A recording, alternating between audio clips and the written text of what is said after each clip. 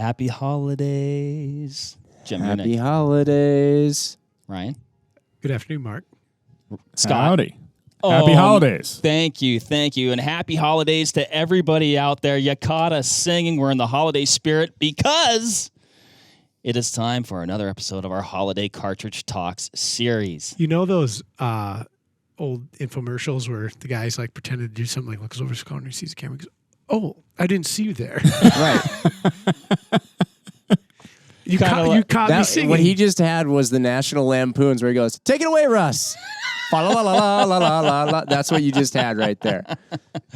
Guys, we're gonna do a little word association. There is only one correct answer. Jim, if I was gonna throw a football, its trajectory would appear to be in what type of fashion? What if you're going to describe a football's trajectory? It would move in a parabolic. Yes, That's not. You're wrong. not. Oh. That's not wrong. I think the word You know you're where looking I'm for is going like here. arch. What? yeah, You know where Oh, an arch. Yeah, like an arch, like Yeah. a cat. Yeah. Okay. Next question. If I said Noah's Arch. Animals. Ark, yeah, Oat. Scott's correct. 2 of each kind. 2x2. If I say 22. Long rifle. Long rifle. Creedmoor. Okay, the correct answer to all three questions was Ark, and you guys knew it, and you're just doing this to irritate me. That's right, everybody. Today we are talking about the 22 Ark. Scott, I thought I could depend on you for this. Well, then you're giving me way too much credit for catching on to your things way too fast because my brain just is not that quick. Disagree. Guys, the more I look at this cartridge, the more I like it. That's the problem with all the cartridge talks we do. Not all of them. But I generally leave the discussion with the old Napoleon Dynamite. I want that. It's happened to me. This is I've one got of a those few guns cartridges. based on cartridge talks. I might get another one. Ryan, for a long time, and this goes for everybody, I feel like looking at cartridges, it's like, oh, pour some Creedmoor on it. You know, you want to make that better, pour a little Creedmoor on it. We started doing some stuff with the 6 Arc. It looks really cool. I'm like, I want that. And then I'm looking at the 22 Arc, and I'm like, I want that. And it's like, pour some Arc on it. Now there's a 338 Arc, but we're talking about the 22 today. Like how we just left that one out there. Oh, 338 Arc. This really new, cool, hot cartridge. 22. I don't want to. On a very different side of the spectrum. Yes. Very much so in size and speed application. Sonic we brought barrier. Scott in for this. Though. I'm just saying it's part of the family. Yes, Yeah, Scott, it you're is. part of the family. Welcome back. Hi. We brought in reinforcements for this episode because, Scott, you have a lot of practical experience with this cartridge. Getting there. It's relatively newer still. I wasn't really messing with it. I've been messing with it for 6 months max. What? I've always been a big 6mm guy. You may remember Scott from such episodes as 6mm Vortex, Yes. 6 Creedmoor, Yes. Reloading. 6x47. Yeah, Scott's a big 6 guy. Big 6 guy. Big 6. Sure. Oh, Six, new six, nickname six. for Scott. Big 6. Big 6. I like that. 6-shooter. Big 60. Oh, yeah. Hey, 60. Yeah, it gets better and better the more we keep talking about it. I shouldn't have said that. We've already got the T-shirt out order. We've gone too It's out far. there. Scott, for a person that loves to hate, what drew you in to liking the 22 Arc? I didn't think we were talking about our relationship. No. Honestly, more velocity with similar ballistic coefficient bullets. So efficiency. Similar BC2 to the 6 Arc. Sorry. Okay, gotcha. Now are there some outliers like the 106 A tip and the 110 A tip? That have pretty high BCs for what they are. Sure, but like the standard bullets out there, if we're looking at the what Hornady offers in 22 and Sierra and Berger, right? We're talking about 90 grain bullets. Sierra makes a 95 SMK, but 90 grain SMK, Berger 88.5s, the Hornady 88s, Hornady 80, Hornady 75 VLDs, and then, now also these Hornady Varmint long range bullets, which are kind of interesting. They're cool. Yeah. Yep. Are those the VTACs? Yeah. Or like Yes. Yep. Yeah. The ELD VTs. ELD VTs, yeah. Yeah. So, really, for me, being more of a target shooter, Just shooting? Yes, just shooting. I was waiting. How long would it take for one of you to either say just shooting or just hunting? And it took. We're about 4 minutes on the button. Yeah. The difference is he was looking for a spot to do it on purpose. Mine just comes out naturally on accident. No, right. I was triggered. Yeah. So, like, my big concern for me is not energy on target, right? Sure. So for a hunting application, you might be better depending on what you're hunting. Right. You might be better off with the 6 arc or bigger or whatever, right? But for strictly target shooting, the numbers that I'm seeing out of the 22 arc are just really intriguing. I'm gonna read this little excerpt, and this is one thing that I found like really intriguing, and I was like, I guess something a little bit surprising. Let me know if you concur. So this is from a Shooting Illustrated article by Richard Mann, and says the true appeal of the 22 ARC is in its long range application. Okay, Scott. Especially out of an AR-15, it will push a bullet to 1,000 yards faster than any other AR-15 cartridge, and at that distance, the bullet will drop 7% less than its closest competitor, which is the 6mm arc. The 22 arc also has an advantage when it comes to wind drift. In a 10 mile per hour, 90-degree crosswind, the 22 arc will drift about 6% less than the 6 arc. That's impressive. Remember that time That's not what I would expect. Right. Cross section, BC, MV, tile that together. What do you get? Slippery cartridge, slippery bullet. Yeah, and I mean, I can believe those numbers. It depends on what bullets he's talking about. The 7% elevation difference, definitely believable. The 6% windage, I'm not. Well, let me think. Yeah, maybe. Right. Maybe. Which even like for whatever reason in my mind, like even if it's just better, like I'd been like, I would have. For whatever reason, I would have expected the 6 arc to do better. Why? Why do I think that? Because America bigger is better. That's it. Well, and I mean, in a lot of cases, haven't we talked about the fact that like when you get a larger bullet, you end up with a better BC, Right. Which helps you downrange. Like, or maybe I shouldn't say that it's just only the fact that the bullet is larger that you get a better BC. But a lot of larger heavier for caliber bullets tend to be higher BC. So yeah, those two aren't. It's not like an automatic when you go bigger. But what's cool about this to me, this cartridge, is a lot of times let's look at the parent case to all these things. We're just going to call it 6.5 Grendel, even though that's not technically the parent case. But if we look at that and we look at what 6.5G gave us way back when, and that was appreciably 308 Winchester trajectory. Out of especially a gas gun.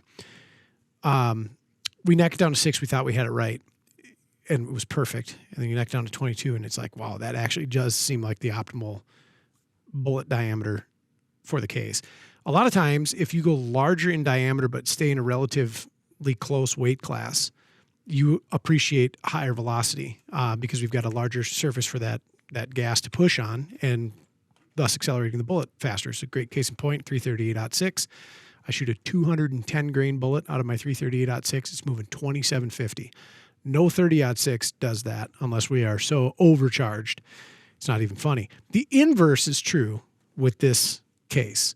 So you've got some pretty judicious notes here. Yep. And most of your testing was 20-inch gas gun, right?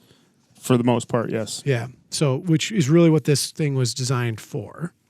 Yeah, I think what we found with everybody I've talked to with this and this, the guys over at Geisley and Hornady. Well, I shouldn't say this I didn't talk about this particular topic with Hornady, so I shouldn't bring them into it at this point. So I don't want to put words in their mouth, but it sure seems like anything with the burn rate powders that we're using, anything over 20 inches, you're just not gaining any velocity. Sure. Geisley built a 24-inch gun, and negligible over the 20-inch. Sure. Now, granted, you go from a 16 to a 20, you see a jump. You see a decent jump. And from burn rate, we're talking like a medium fast to a slow fast powder. Yeah, like Varget being about the slowest. Yep. Varget, Lever Revolution, BLC2, Stay-Ball Match. Yep. Are about the slowest ones. It is really impressive though, because if I would have walked by the case years ago, and let's say it started as a 22, and I would have thought, gosh, if you put a 6 in there, comparable weight, it should pick up some notable velocity. It's not the case. Yeah. Well, I mean, if you went down to the same weight bullet, you probably would, but you're going to lose BC. Oh, undoubtedly, yeah. Right. So like for contrast, because you've got some notes I'd love you to get into. Sure.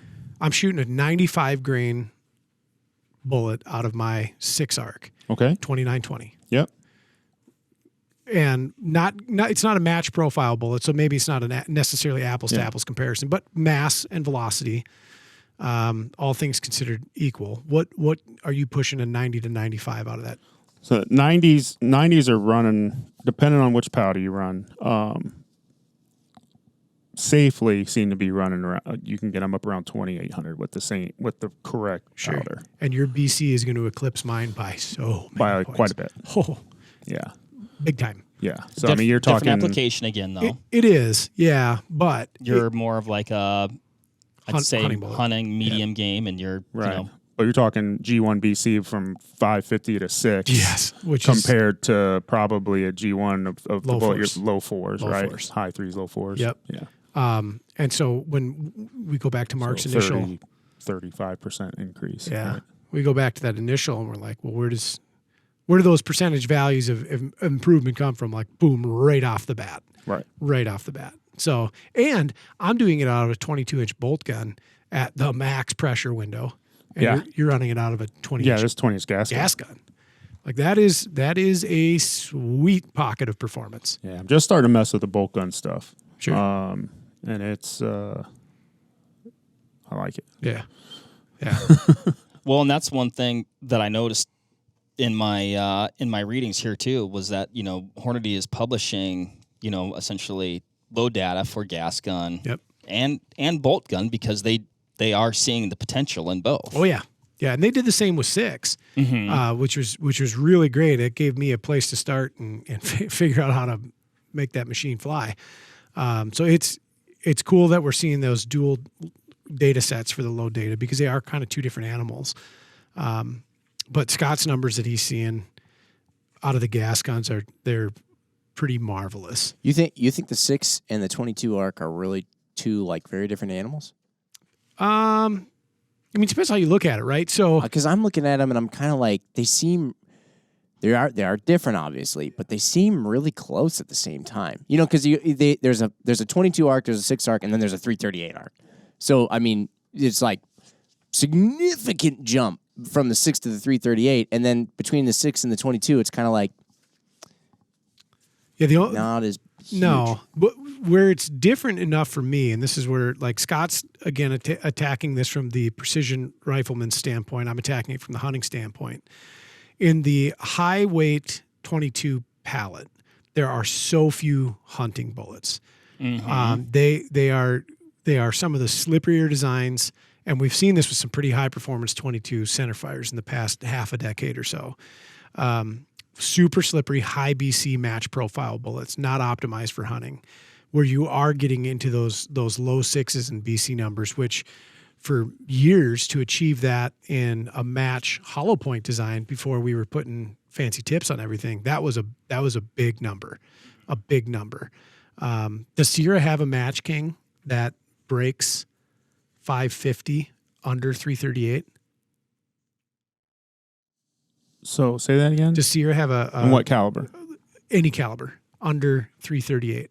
Just a standard. Oh yeah, yeah. Now they do. Okay. Yeah. Okay. Absolutely. But- yeah, I mean even 22. Oh, I'm sorry, not counting 22 because Oh. it's kind of a new thing. Gotcha. I didn't give you enough information on that. like the 168, 175, 190. Oh, in like 30 cal. Yeah. What's their heavy? 230. Dude, they made a 240 SMK for a long time, 220. Yeah, but then- they have a slipper. They have a 230 now, I believe. Sure. Good Lord, I haven't shot 30 cal in a long time.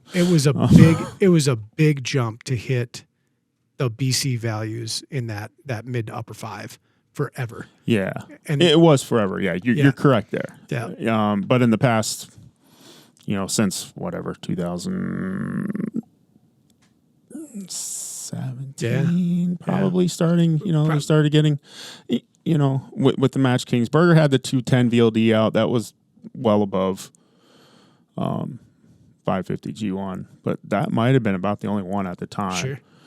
And then the 185 Juggernaut Berger came out, and that was, hovers right around the 550. And then 185 Hybrid came out, and it's like 565, 570, I think, Yep. somewhere in there. Please don't hold me to these numbers. They're close. Right. But yeah, right around, that's correct. Yeah. And now these are that's just what they are. Yeah. Like, oh yeah, no, you want a high 5s, low 6s BC 22 caliber projectile that isn't obscenely weighted. Yeah. Yep. I mean, you got to go 90 grain. Sure. There's no doubt. But yeah.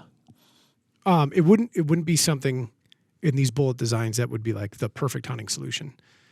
So that's why I think the 6 holds a slight edge there. Just hunting bullet styles. Like the palette is more robust.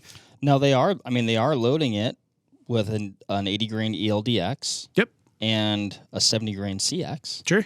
And those are very new bullets, like on scene, right? And so there's only a handful of those. There's those. There's a heavier weight tipped Game King. There is a couple of Barnes offerings, and then a pretty large disparity between like bullet profile styles in mass and construction that are huntable. Sure. You go down to like a 64 grain Sierra soft point, which is anemic when you start looking at like the profile of the bullet in comparison. Right. So these are nifty.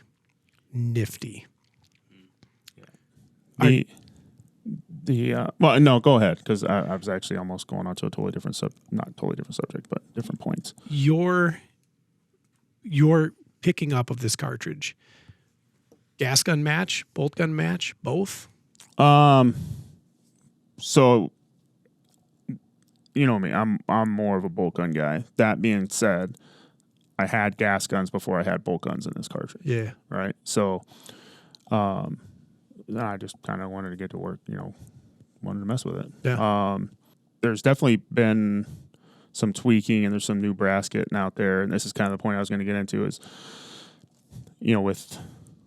I know there's a number of people out there that probably have a lot of 6.5 Grendel brass from over the years. Just to harp on kind of just being careful with the chambers that are out there right now, with the Sammy Spec Reamer. If you're planning on necking down 6.5 Grendel brass, Sure. you measure that chamber. It's going to be a tight neck. Sure. You may have like a thou of clearance with some of the Sure. with most of the chambers I've seen so far. Yeah. Right now, best I can tell, the factory Hornady brass works great. Sure. Yep.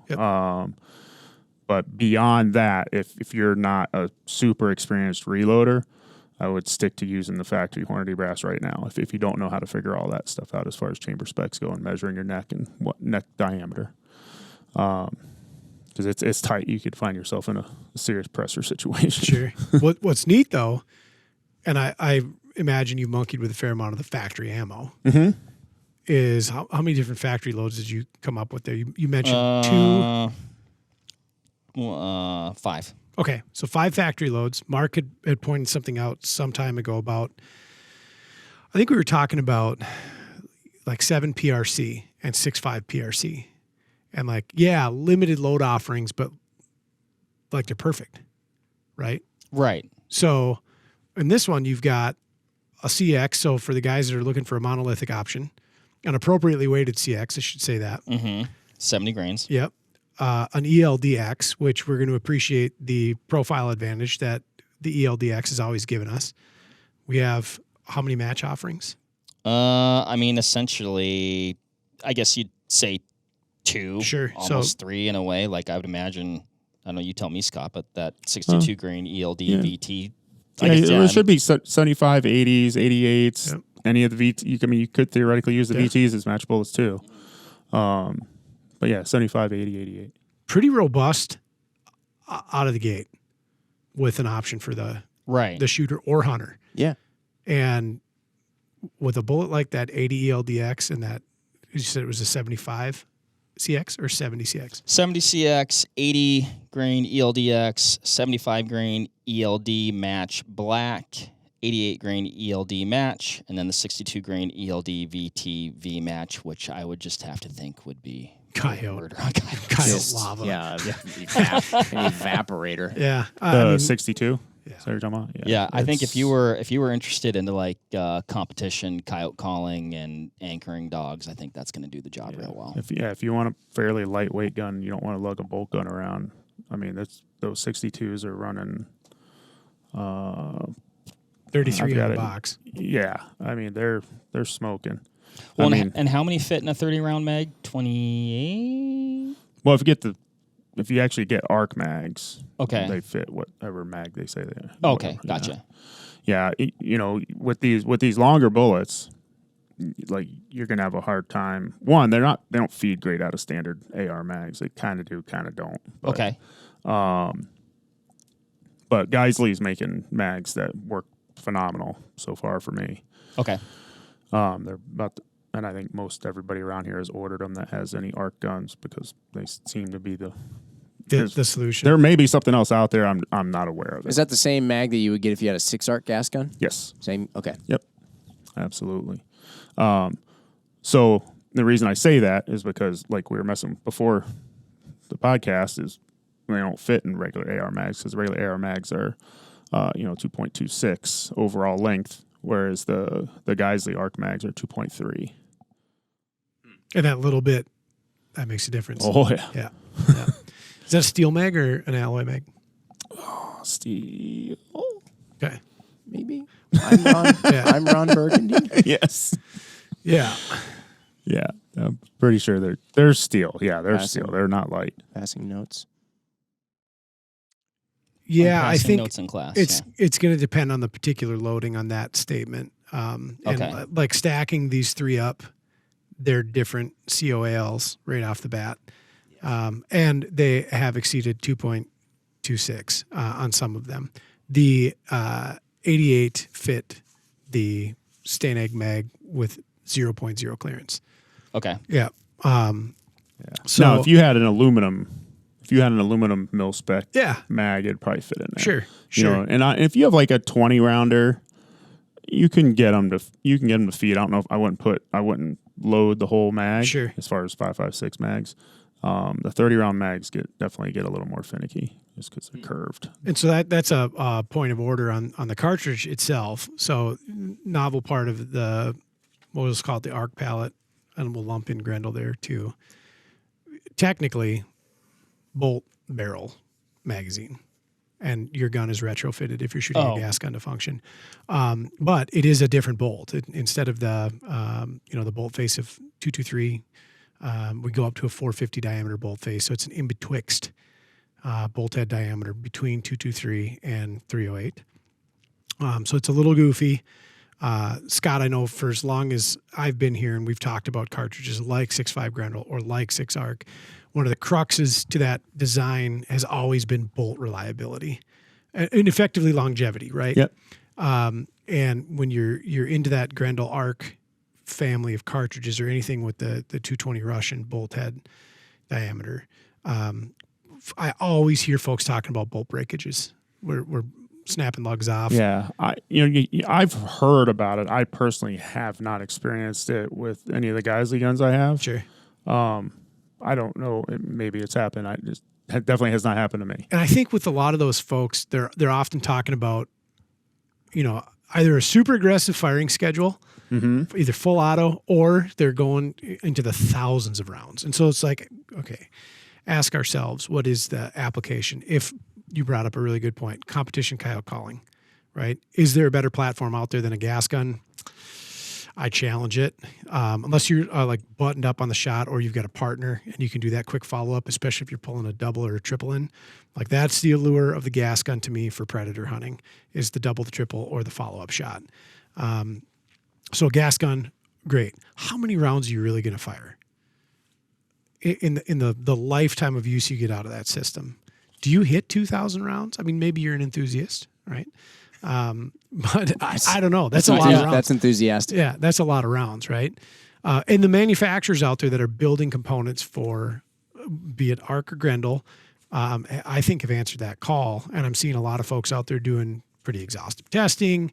They're using new materials, new steel alloys, new treatments to kind of curtail either that myth or that reality, whatever it is. I will say from experience shooting the 6 arc, not the 22 arc, but one of the things about it is that you want to use it for everything. So I mean, you'll rack up the round counts on it just because you can't stop shooting it. Sure. They're just so nice. Yeah. The not to bounce around here, but I think it's just what I do sometimes. The one real important thing that I kind of didn't bring up in the beginning is another reason why I'm really liking this cartridge is just as a whole, it seems to be notably easier to tune than the 6 arc. And the 6 arc shoots fantastic. Sure. There's but the 22 arc seems to just if you look at these average group size, and I've got 6 arc data here and 22 arc data, it's almost like half. Is it really? Oh, it is. Yeah. Do you have a hypothesis? Or just kind of seems to be... some cartridges just seem to have the powder capacity that makes life happy. Okay. There's something with, you always hear, that cartridge is inherently accurate. Right. And I don't know that anybody can quantify that, but there's definitely cartridges out there that most people will agree are fairly easy to get to shoot, Forgiving. 6-dasher, 223, 308, 30-06 with, at least with certain bullets, these types of things. So, I think it's a thing. I think there's enough correlation out there to say that's a real thing. And that I think that's probably just what's going on with the 22 arc. And so for you, it's a balance of bullet diameter and case capacity? Yeah. That makes it? Well, yes, Okay. exactly. Okay. Yeah, that's the obviously they have the relatively same case capacity, right? The only difference would be the neck, if you're filling all the way up to the top. But so yes, that's fun. Yeah, I mean, honestly, with all the different powders that we've messed with here, honestly, if I go through these notes without some outliers, I feel like the average group size is damn near close to a ½ inch. Sure. On the 22. And quite a palette of powders too. And yeah, I'm talking, this is a lot of data. So I was going to say, Ryan, you said exhaustive testing a few seconds ago. It looks like Scott's done some exhaustive testing over here. Mm-hmm. What? To be clear, I've had some help. Some of this is a really good friend of mine. So some of it's mine, some of it's his. So it's all just kind of mixed together here. I had to jot it all back down so we could read it and all. But run us if you can, Scott. Run us through some of it. What some of your testing, your findings, what you're seeing. Sure. So really, kind of just trying to find the happy spots and stuff. So just really, it's just basic, just group shooting, different, ladder, just running up powder charges, see where kind of the happy spots are, where the guns are running good at. But let's say, for instance, this random page was picked up here. This is 90 grain A-tip, so hand loads, right? with 8208 from 25 grains to 27 grains. The worst group, and it was kind of an outlier, was 0.78 inches. Yeah. All right. The best group Horrible. was 0.34. Ooh. And I would say the average is well under a half. Sure.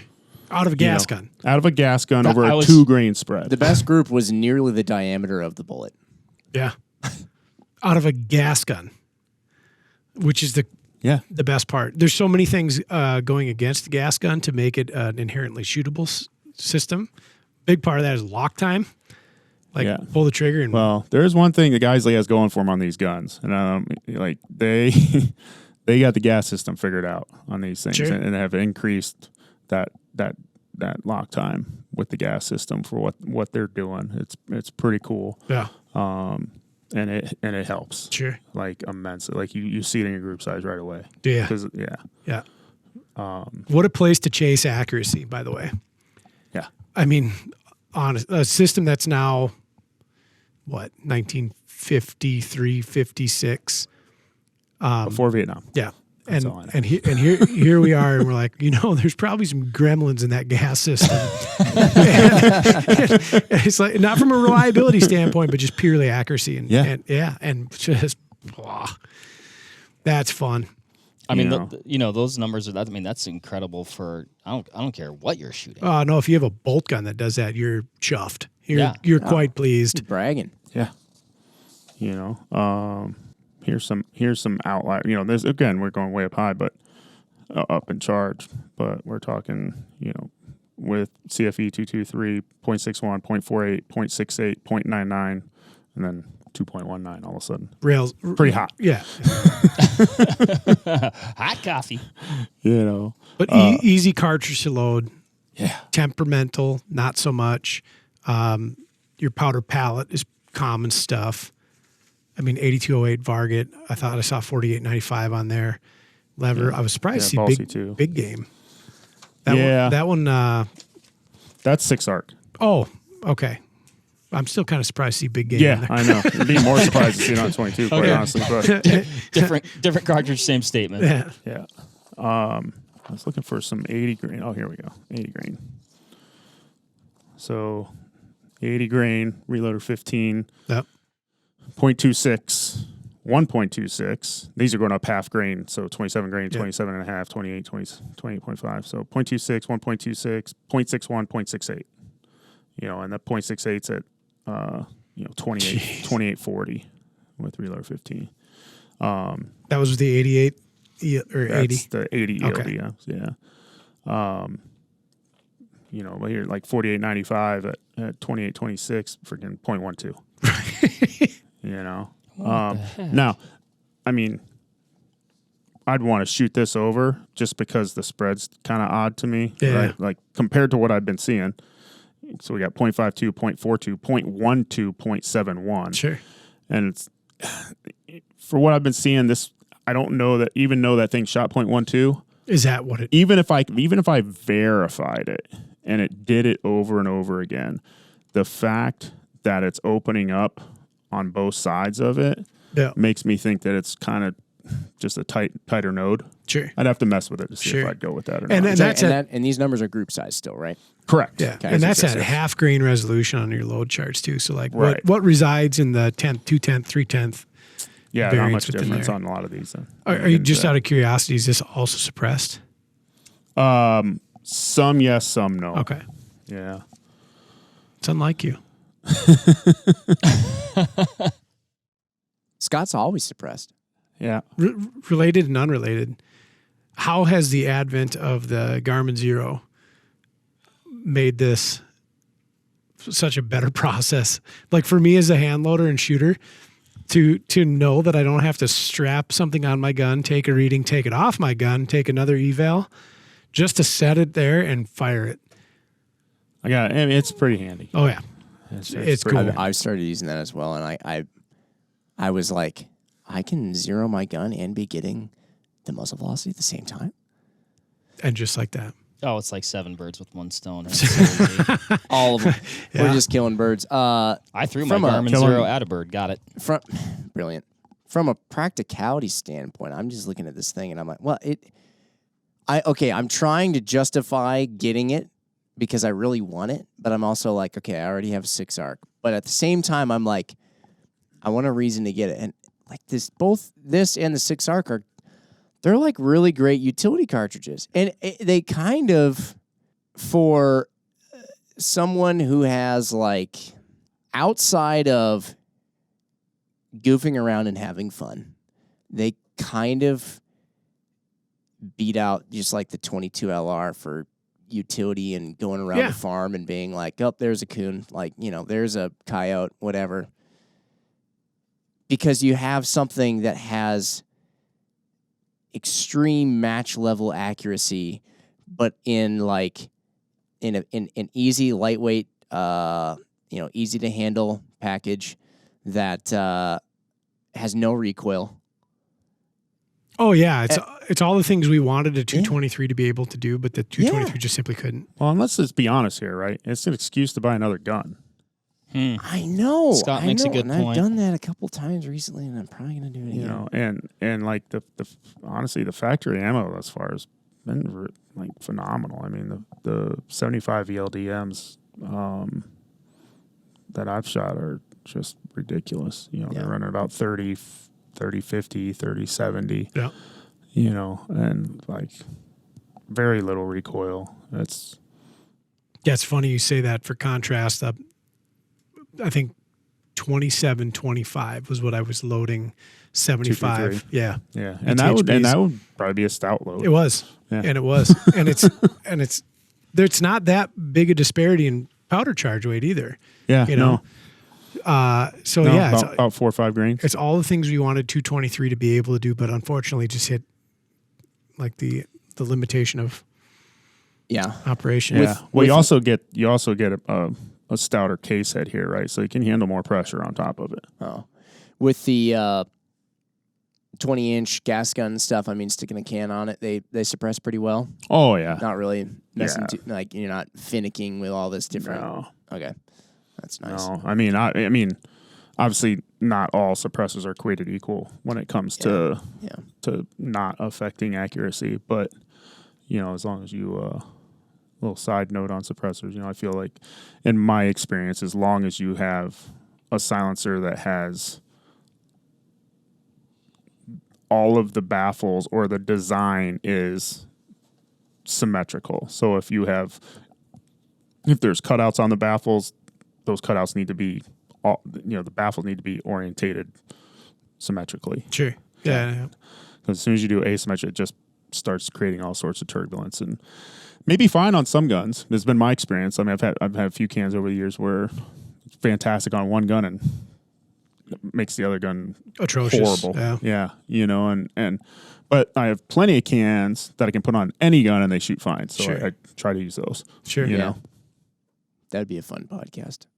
Speaking to its versatility and building on a little bit of what you were just saying, Jim, the 223 5.56 been around for a long time, done a lot of very serious work, whether it's, our, in the hands of our war fighters, whether it's, calling coyotes, shooting prairie dogs, general plinking, whatever, right? It's done a lot of work. We did a podcast a while back, and it was kind of like, pick your 5 guns or whatever. And I actually, even though I don't have one yet, one of my guns was a gas gun 6 arc, because I was like, oh, this can be my home defense. This could be my door kicker. You guys know I like to do that. Great. Honestly, one of the most doors kicked per right per foot. Just generally tantrums, but yeah. I mean, like from tactical to competition to coyotes to medium-sized big game. Yes. You're like, whoa, this thing can do a lot, right? And handily better than the 223. Right. Yeah. Aside from the economy of like volume shooting. And I guess, maybe, and I say maybe, from the big game application, the 22 arc, you could say, well, that's a little bit of a step down, perhaps. is this the better option for that do-all general utility gun? Is it doing it better? That's a good question. That's a good question. Because you're losing, you're going to lose, you're going to lose the mass. Right. Right. If we're keeping everything equal here across the board, like, 105 grain to if we're being, fair here, you could compare 105 grain to like an 88 or an 85 grain. Yeah. 223 bullet. I would think without doing math there, that's just a guess. But, so yeah, there's something to be said for energy on target. Yeah. There is.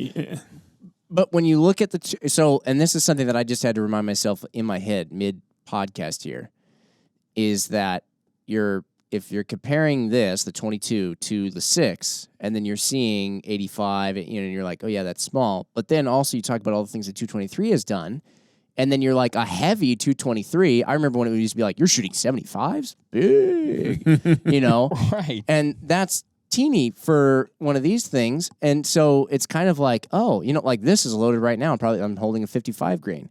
You know what I mean? That was the standard for 223s doing all kinds of work overseas, like 62 grainers, stuff like that. So when you flip what you're comparing it to, it's like, oh, well. Right.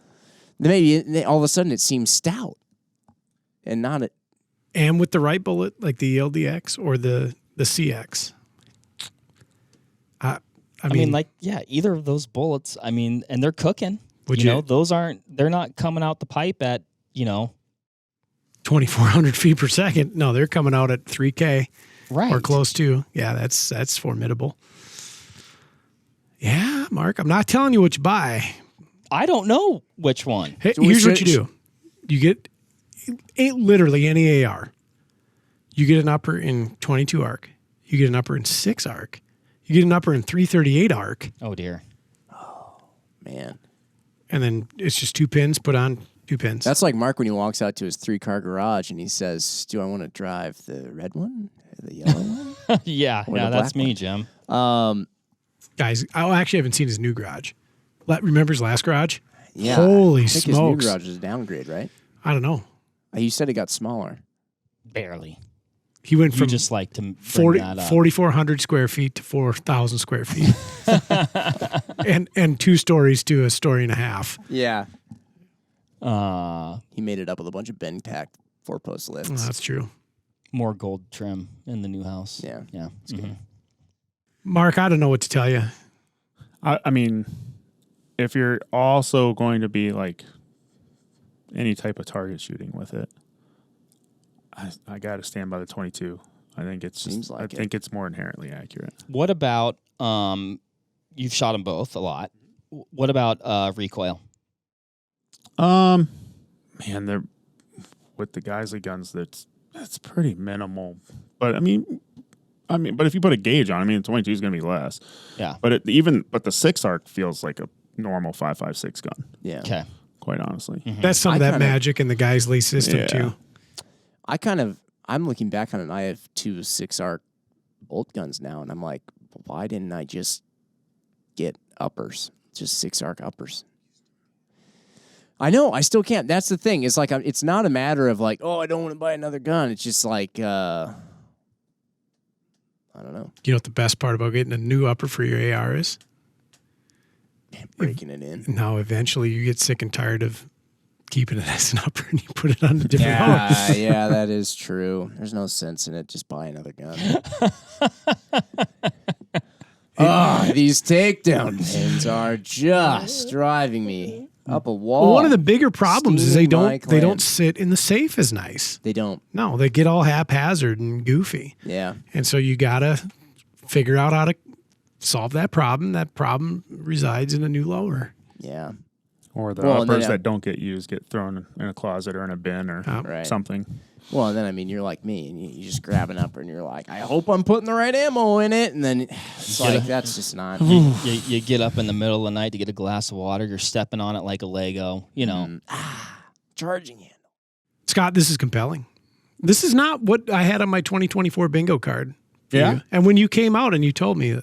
It makes perfect sense for Scott. Come on. I mean, I don't know.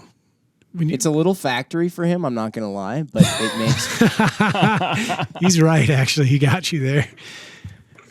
Yeah, you kind of hit the easy button, man. Yeah. What is that? Is that he mentioned his age? Maybe that's Yeah, just something works. It works. You know. this Quite is? honestly. Yeah, I mean, I was excited to see you getting back into the professional game, Yeah. and then now this is I know. like I said, this is a great departure. I'm glad, as you are aging, not to make an age joke, like it didn't turn into bench rest competition yet, but I'm gonna have to. you need another 30, Lose 40 a years. limb or Yeah, you got a long time to go before. I'm just saying, it's just not for me. Extreme. There was that one time you bought that bench rest gun. Yeah, 30 that B- 100. Yeah, that 30 BR. I thought That's because it was he neat. just wanted to pull it 3047. apart. Let's just Yeah. be honest. What was that? What was that straight jacket that you showed up in one day, or was that just You have a field jacket? Oh, I've got that Tubbs jacket. Yeah. Yeah, for high power shooting. I thought, gosh, this is it. The old boys finally. Those things work though. Hey, I mean, don't. Yeah. I'm just not ready for you to get to that point in your life. You know what I mean? It's like I'll tell you what, man. I got Look at respect his for those arms. guys. Those guys shooting freaking slung hell yeah, bolt rifles, yeah, hands asleep. Yeah, I was iron sights. There's no joke. It's pretty. It's incredible. It's But talent. when you got arms like you still gotta Yeah. use them to move around. They're a little all bit for while you still show. can. They don't lift much. Honestly, it's half the battle. It is actually. Mark, yeah? what have we left off the table? Yeah. I don't forgot. know. Nothing left. Oh, I know. There's I- nothing left besides me just going and Yeah. buying one. The and then Alpha Brass is coming out, which is I'm really excited about. They've got 22 arc brass coming out. Yeah. I've some of the first batches. They're not. It's not quite ready yet, but that stuff's. I hate to say this, but if you want, you can run that stuff pretty hot. I wouldn't recommend it, but it'll handle it.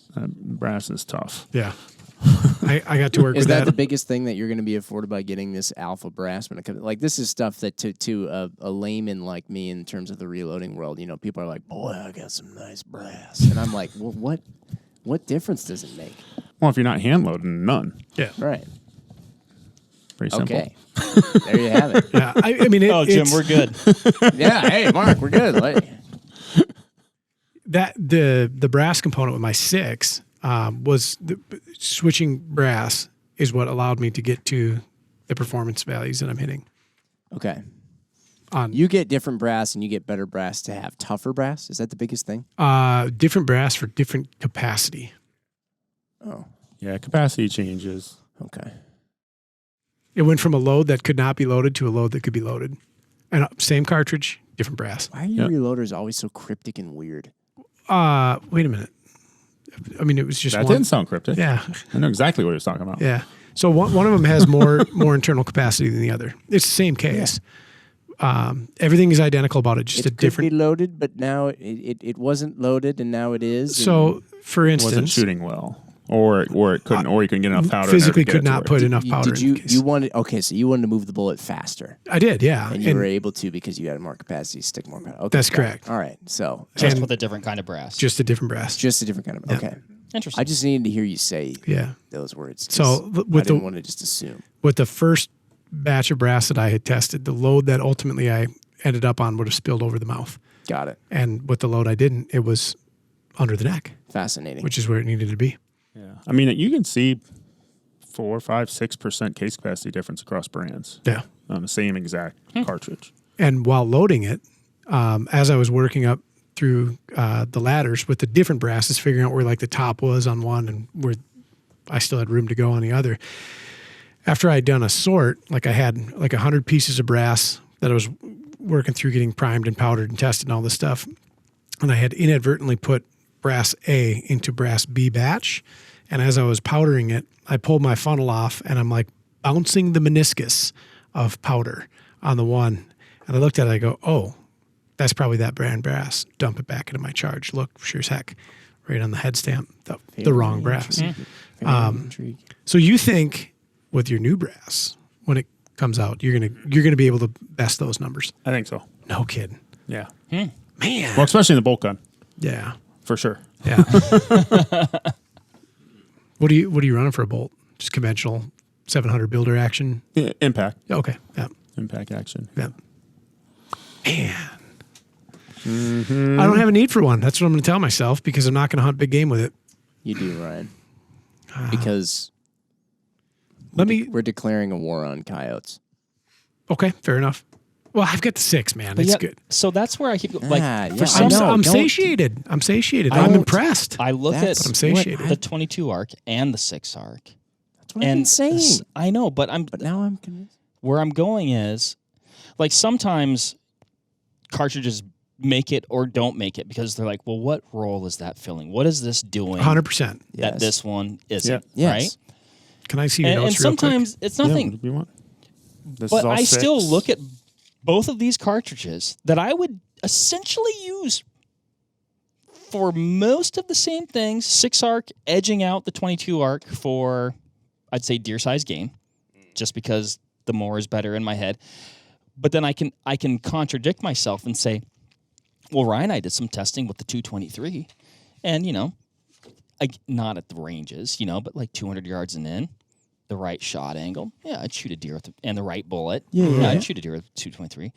But anyway, I end that saying, for me, they would be doing the same thing, but I really like both of them. I wonder if Hornady actually just came out with the two of them with the intention of them actually just competing with each other. I still think they can serve two distinctly different roles overall. I think they may have been actually. If I remember listening to one of their podcasts, and I think one of their engineer Miles, I think he may have been messing with this cartridge before they did the 6 arc. Because it would have been Interesting. effectively the 22 AR turbo. Right? Yeah, don't hold me to that, but because, like I said, I listened to a podcast one night, and I feel like it may have been not first within the company, but one of their employees who happens to be an engineer who also works on bullets was messing with a cartridge on his own time, and then now so it depends on how you want to look at that, I guess. You guys ever Which hear was of a first. cartridge called the 22 PPC? Mm-hmm.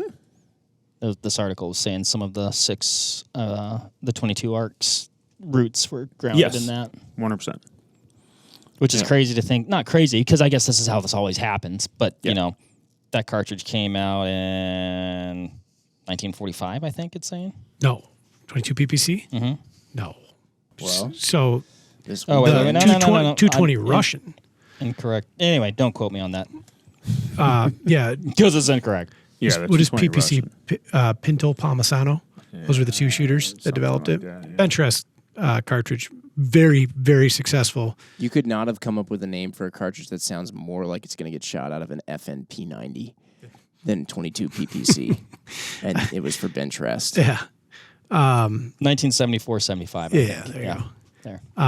Yeah, and so based on 220 Russian, ultimately led us to 6.5 Grendel. Well, okay, ultimately led us to the PPC family of cartridges, which in turn led us to 6.5 Grendel, which in turn brought us 6 arc, 22 arc, those kinds of things. There was a couple Wildcats, like I think it was AR Turbo was.